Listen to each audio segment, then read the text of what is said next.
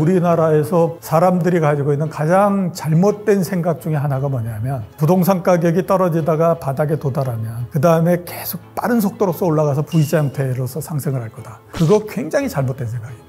부동산 가격이 지금에서 떨어져 가지고 바닥을 만들잖아요. 굉장히 오랜 시간 동안 옆으로 쭉 깁니다. 앞으로 한 20년만 지나보세요. 이런 형태로 그거 하다가 이거 나라 이거 망한다 이러다가.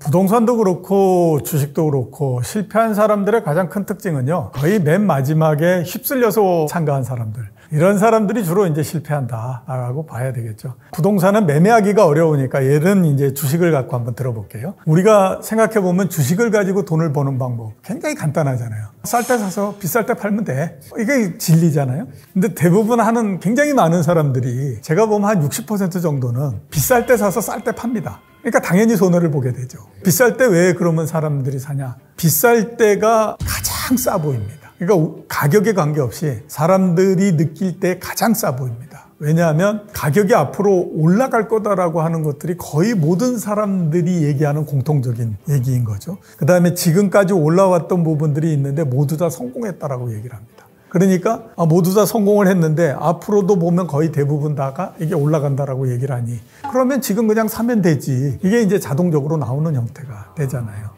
그 다음에 또 주변에 있는 많은 사람들이 올라간다라고 얘기하기 때문에 사기가 굉장히 쉽습니다. 그렇게 지르는 사람들이 이제 나중에 가게 되면 실패를 할 가능성, 이게 굉장히 커지는 거죠. 그러니까 이제 실패하고 이러는 사람들이 가지고 있는 가장 큰 착각 중에 하나는 뭐냐면 우리나라의 부동산이 지속적으로 계속해서 오른다. 이걸 이제 잘못 갖고 있기 때문에 굉장히 좀 어려워지는 거죠.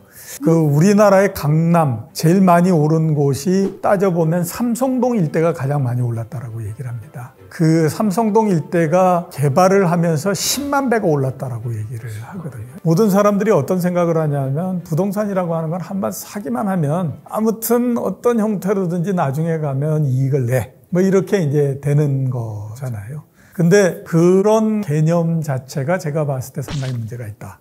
라는 이제 생각이 드는 거죠. 일본이 이제 그거에 가장 결정타를 맞았던 거였는데 2000년대 한 초반 정도가 됐는데 일본의 니혼게이자이 신문이라고 일본에서 가장 큰 경제신문이 있는데 거기에 이제 한국 특파원이 저하고 인터뷰를 하게 됐는데 이런저런 얘기를 하다가 한국의 부동산에 대해서 물어보더라고요. 그래서 제가 한국에서는 부동산 불패 신화라고 하는 것이 있어서 이렇게 쉽게 떨어지지 않는다라고 얘기했더니 그 사람이 깜짝 놀라면서 아니 어떻게 부동산 불패 신화가 있을 수 있냐. 부동산이라고 하는 것이 떨어지고 뭐 이러는 건데 이보세요. 부동산 불패 신화를 제일 먼저 만든 게 당신들입니다. 일본. 그 얘기를 했거든요. 그러니까 이렇게 개념이 바뀌어가는 거고 우리나라도 중간중간에 보면 부동산 사이클이 있어서 한번 내려갈 때 상당히 내려가고 이러는 건데 그 중간 과정이 생략되어 있는 거죠. 우리나라 사람들의 머릿속에는. 그러니까 부동산은 갖고 있게 되면 결국에 나중에 보게 되면 어떤 형태로든지 이익을 낸다. 라고 하는 것들을 갖고 있기 때문에 그래서 부동산 가격이 높을 때도 굉장히 용감하게 덤빌 수 있는 거고 그러다 보니까 잘못해서 실패하고 이러는 것도 많이 나오는 거고 투자의 역사이기도 하고 투기의 역사이기도 하다라고 이제 볼 수가 있죠. 우리나라에서 가장 핫하다라고 얘기하는 강남 지역 이거는 어떻게 보게 되면 굉장히 투기의 역사라고 볼 수가 있습니다. 앞에서 말씀드렸던 것처럼 10만 배가 올랐다라고 얘기를 많이 했잖아요. 그 중간중간 과정을 보게 되면요. 굉장한 투기나 이런 것들이 굉장히 많이 들어가 있었습니다. 특히 정부나 이런 데서도 일정하게 어느 정도 투기나 이런 것들을 조장을 해가지고 했던 경우들도 굉장히 많았고요. 왜냐하면 70년대 이럴 때에 강남을 제일 처음 개발하고 할 때에 우리나라에 무슨 부가 있겠습니까? 그러니까 어딘가에서 붐을 일으켜가지고 거기에서부터 돈을 만들어가지고 새로운 개발을 하고 뭐 이런 형태가 돼야 되는 거잖아요. 그렇게 되니까 정부도 불러일으키는 형태가 되고 건설회사들도 붐을 불러일으키기 위해서 투기를 벌리는 형태가 되고 이렇게 했기 때문에 거기는 이제 굉장히 투기적인 형태가 굉장히 많이 가미가 됐다라고 봐야 될 것 같고요. 기타의 이제 뭐 과거에 우리 보게 되면 전통적인 강북의 지역들 지금으로 따지게 되면 서촌, 북촌 이런 데 있잖아요. 그런데 같은 경우에는 사람들이 많이 모이면서 집의 가격이 올라가고 뭐 이러는 형태가 많이 됐기 때문에 거기에서는 일정하게 어느 정도 그냥 투자의 형태도 좀 있었다라고 볼 수가 있죠. 근데 결정적으로 가격을 많이 올리고 한 거는 투자의 형태보다는 상당히 투기적인 형태가 힘을 많이 발휘했다. 이렇게 볼 수가 있습니다. 우리나라는 1970년대, 60년대 후반 들면서부터는 전 국토를 들쑤셔가지고 이런저런 형태로서 개발을 하고 뭐 이런 형태였거든요. 그러니까 이런 정도의 차이만 있는 거예요. 전라남도의 땅끝 마을, 해남 이런 데에는 가격이 한 20배 올랐다. 그런데 강남 지역은 한 100배 올랐다. 그 정도의 차이만 있을 뿐이지 전체적으로 다 올라가는 형태가 됐거든요. 그렇기 때문에 그 안에 보게 되면 어마어마한 투기나 이런 부분들도 들어가 있는 형태가 되고 그 다음에 또 뭐 여기에서 만들어진 돈 가지고 저기에 가서 투기하고 이러는 형태 상당히 많았었고 그 다음에 또 그냥 1가구 1주택으로 집 갖고 있었던 사람들은 그에 편승해서 쭉 가격이 올라가다 보니까 어느 정도 상승을 했고 그런 것들이 다 같이 가미가 돼 있었다고 봐야 되죠. 가장 컸던 부분들은 개발연대 70년대를 넘으면서부터 부동산 가격이 쭉 계속해서 올라갔던 부분들이 상당히 크고요. 그 다음에 그거에 결정적인 역할을 했던 것 중에 하나는 뭐냐면 강남 지역이죠. 지금으로 따지면 송파구, 강남구, 서초구, 그 다음에 좀 더 넓혀보게 되면 용산구, 성동구 이런 건데 그게 얼마나 넓은 지역입니까? 근데 그게 앞에서 말씀드렸던 것처럼 삼성동 같은 경우는 10만 배가 올랐다라고 하지만 다른 지역도 최소 10,000배 정도씩은 올라갔거든요. 자, 그럼 10,000배가 올라가면 대부분 어떤 생각을 갖냐 하면 나도 거기 들어갈 수 있었어 라는 생각을 하잖아요. 옛날에 제일 처음 출발할 때 평당 정말 몇백 원 이런 정도였거든요. 압구정동 해봐야 무밭, 대밭, 과수원 이런 정도였으니까 나도 거기에 충분히 들어갈 수 있었어 라는 생각을 가질 뿐만 아니라 처음에 못 들어갔다라고 하더라도 10,000배, 20,000배가 올라가면 중간중간에 누구든지 들어갈 수 있었을 뿐만 아니라 그거를 갖고 있다가 판 사람도 팔고 났더니 굉장히 많이 올라갔어. 그러니까 어떤 생각을 갖냐면 그때 내가 그걸 팔지 않고 계속해서 갖고 있었으면 나도 어마어마한 부자가 됐을 텐데 이런 생각들을 굉장히 많이 하잖아요. 그러니까 그런 것들이 온 나라 사람들의 머릿속을 지배하게 되면서 이게 부동산이라고 하는 것이 결국에 보게 되면 돈을 만들고 부자가 되는 가장 지름길이었어 라는 이제 생각을 하면서 가게 된 거죠. 근데 우리가 여기에서 하나 생각해 봐야 될 부분이 있어요. 그냥 강남 3구만 우리 한번 따져보죠. 그 넓은 지역인데 자, 그럼 과거에서부터 거기에서 땅 갖고 있고 했던 사람도 굉장히 많았을 겁니다. 그러면 그게 그만큼 많이 올라가고 했다라고 하면 다 부자가 돼 있었을 거 아니에요. 아는 사람들이. 자, 근데 과거에 그렇게 해서 많은 땅을 갖고 있었던 사람 중에 지금 부자가 된 사람이 많이 있나요? 지금 따져보면 거의 그렇게 많지 않습니다. 그러니까 뭐냐면 내가 거기에서 한 10,000평, 20,000평을 갖고 있었는데 올라가가지고 또 이렇게 해서 부자가 되고 했었는데 그거를 제대로 지켜낸 사람은 그렇게 많지 않다라고 하는 거예요. 근데 우리는 대부분 그 뒤에 부분, 지켜내고 했던 부분들 이런 것들은 다 생략하고 여기에서 이렇게 올라가는데 거기에서 내가 참가해서 했었으면 나도 이렇게 부자가 됐을 거야 라고 하는 것만 생각을 하는 거죠. 그러니까 대한민국에서는 부동산을 했어야 부자가 되는 거야 이런 생각을 하는 거죠. 부동산하고 금리는 물론 어느 정도 상관관계는 있죠. 근데 그게 결정적인 거는 아닙니다. 근데 왜 사람들이 지금 금리 계속 하느냐? 이거는 2020년도 좀 더 길게 보게 되면 2015년도 이때에서부터 올랐던 거에 대한 기억을 갖고 있기 때문에 그렇습니다. 2020년도에 코로나19가 발생하고 난 다음에 금리를 굉장히 낮췄잖아요. 유동성도 많이 풀고. 그리고 나서 서울 지역의 아파트 가격이 거의 한 배 정도 올랐습니다. 그러니까 사람들은 어떤 생각을 하냐면 금리를 굉장히 낮췄기 때문에 이렇게 부동산 가격이 올라갔구나. 이 생각을 하게 되는 거예요. 2014년도 이때도 보면 2008년도에 미국의 금융위기가 나고 오랜 시간 동안 굉장히 저금리를 갖고 갑니다. 그러면서 경제가 정상이 되고 났더니 저금리인 상태에서 돈을 굉장히 많이 풀었기 때문에 그 돈들이 전 세계적으로 부동산이나 주식이나 이런 쪽으로 옮겨가면서 부동산 가격을 올렸거든요. 그러니까 똑같이 그 생각을 하게 되는 거죠. 자, 근데 한번 따져보게 되면요. 우리나라에서 70년대, 80년대 이럴 때 부동산 가격이 굉장히 많이 상승을 하고 했거든요. 그때 우리나라 금리가 얼마냐면 15%씩 했었습니다. 고금리만 집값이 못 올라간다라고 하면 그 당시에는 집값이 못 올라가야 되는 거죠. 15%가 얼마나 높은 금리인데. 근데 그때도 올라가잖아요. 그게 뭐냐면 부동산 가격에서 가장 중요한 건 다른 어떤 것보다 가격이다라고 하는 겁니다.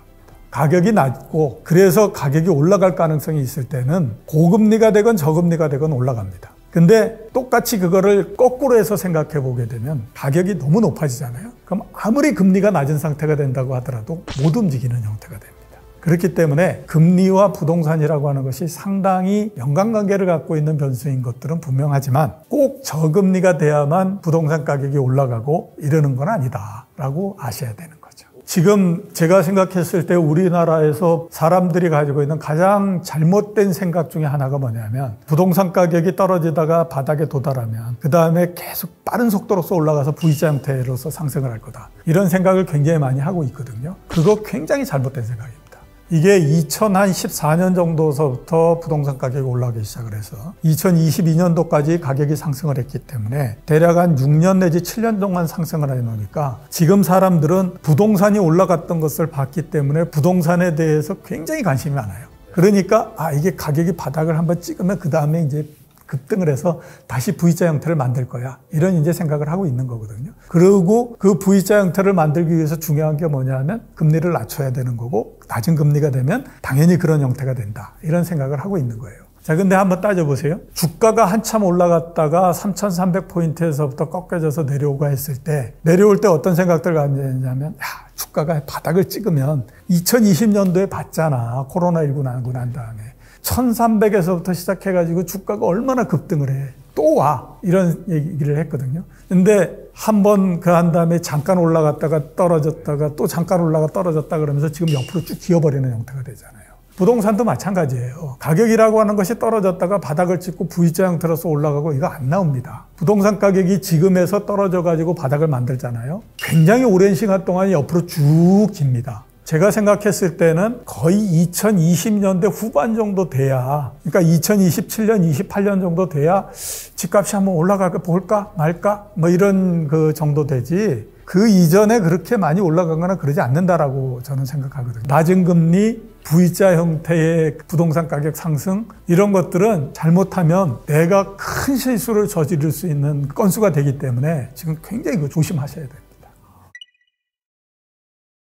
2021년도 초에 우리나라에서 굉장히 크다라고 하는 경제신문의 부동산 팀장인 기자하고 부동산에 대해서 얘기를 했어요. 제가 그때 이제 어떤 얘기를 했냐면, 내가 봤을 때 이미 부동산은 거의 피크다. 그렇기 때문에 지금에서 부동산을 파는 게 맞다. 매수하는 가격에다가 그냥 무조건 던지는 게 최고다. 라는 얘기를 했더니 그 양반이 정색을 하고 막 얘기를 하더라고요. 아니 이제 대선거에서 윤석열 정부가 들어서고 그러면 부동산 정책을 어떻게 하고 할 거기 때문에 그러면 부동산 가격이 올라가고 뭐 이렇게 할 텐데 그거 다 하고 난 다음에 그걸 해야지. 지금 무슨 얘기를 하느냐. 내가 30년 넘게 가격을 봐왔는데 정책이라고 하는 것 자체는 그렇게 중요한 게 아니다. 여기에서 무슨 정책을 핀다라고 해가지고 그게 부동산 가격을 올리거나 떨어뜨리거나 할 것 같냐. 절대 그거 안 된다. 한번 봐보세요. 그게 되는지 안 되는지라고 해서 한 30분 동안 서로 치고받고 하다가 뭐 더 이상 얘기해봐야 아무 필요 없겠다 그래서 그러면 당신은 당신 생각대로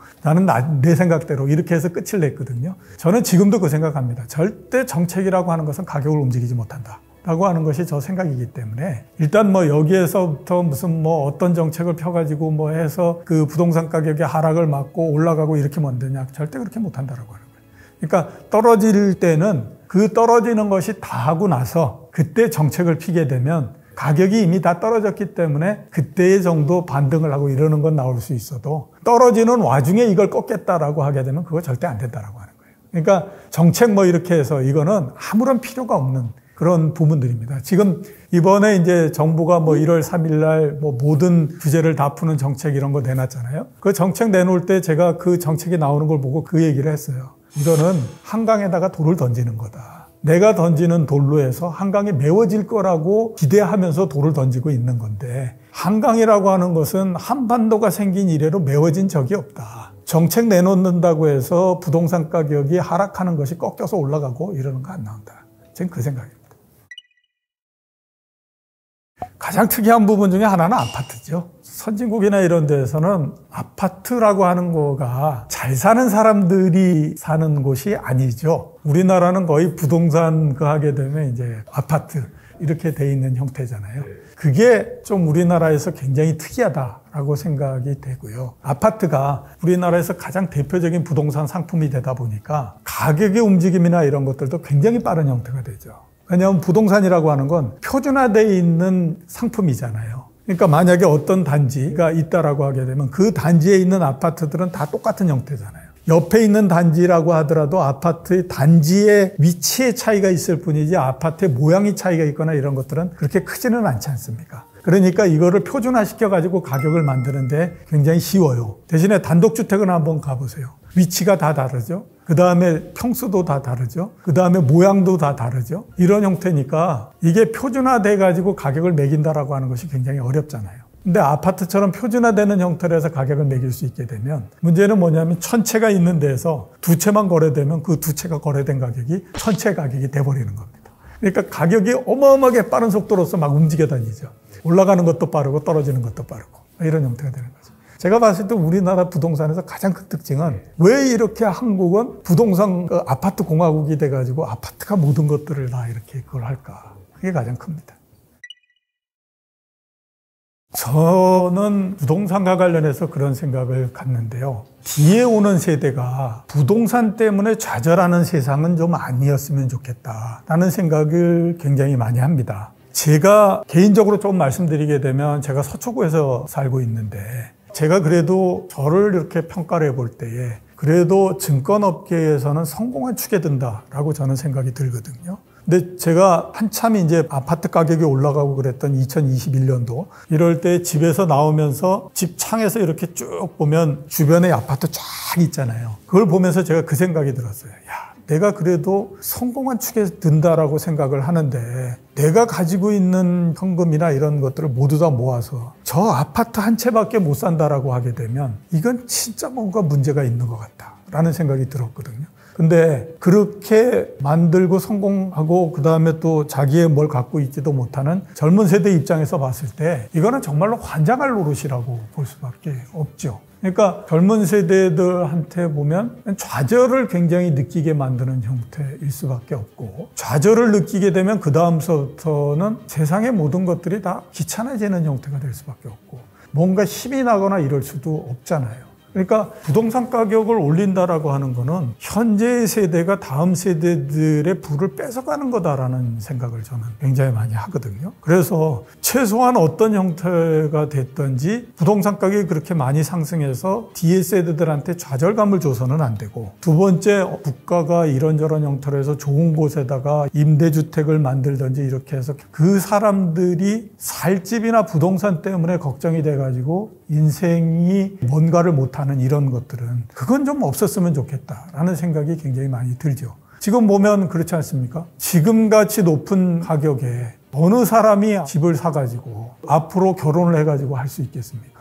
당연히 그러다 보면 결혼 안 하게 되는 거고요. 그러면 점점 더 출생률은 떨어지는 거고 그러다 보면 앞으로 한 20년만 지나보세요. 우리나라에서 군대 인력 다 못 채웁니다. 지금 우리나라에서 1년에 태어나는 신생아 숫자가 30만 명이 안 되거든요. 그러면 남자 따져보면 14만 명뿐이 안 되는 겁니다. 그러면 20개월 근무한다라고 하게 되면 14만 명에다가 1.6 정도 곱하면 그게 군대에서 동원할 수 있는 인력인데 그게 30만 명이 안 되잖아요.